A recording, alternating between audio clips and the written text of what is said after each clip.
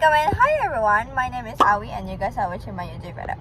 Today is October, so you guys asking me about my journey of SPM. So my trial, I got a pointer. I dapat pointer 3.5.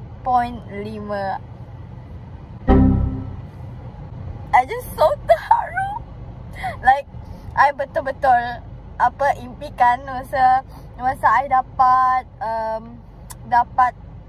PPT pertengahan tahun punya exam, okay? I only got 4 and I never I tak pernah dapat pointer 3. I selalu dapat pointer 4.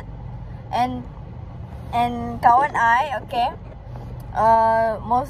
pernah dapat pointer 3 and I pun rasa macam I pun nak pointer 3. Even pointer 4 pun yang masa dalam top 10, okay, masa tu lah. Tapi I nak juga dapat pointer 3. So I betul-betul berdoa, okay. I fight myself, okay.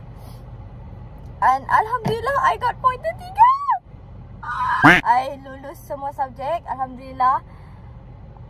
I got a good grade, okay.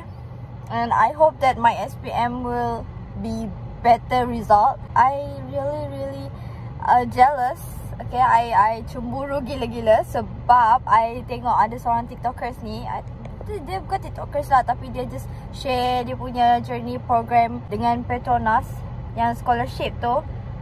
Dia dapat masuk universiti yang I impikan. You know what university I want is UON, University of Nottingham. And I really envy because I cemburu gila sebab favorite tau masa cikgu suruh cari universiti tu.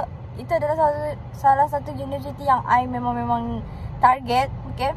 And best gila dia orang dapat scholarship and everything. So I tak tahulah macam masih ada peluang ke tak kan. Tapi I will fight for this. And I bertekad nak masuk business and management. Tapi I tak tahulah kalau I dapat masuk ke tak. Kalau plan B mungkin tak tahu lagi. Tapi this is my plan, but Allah knows better. So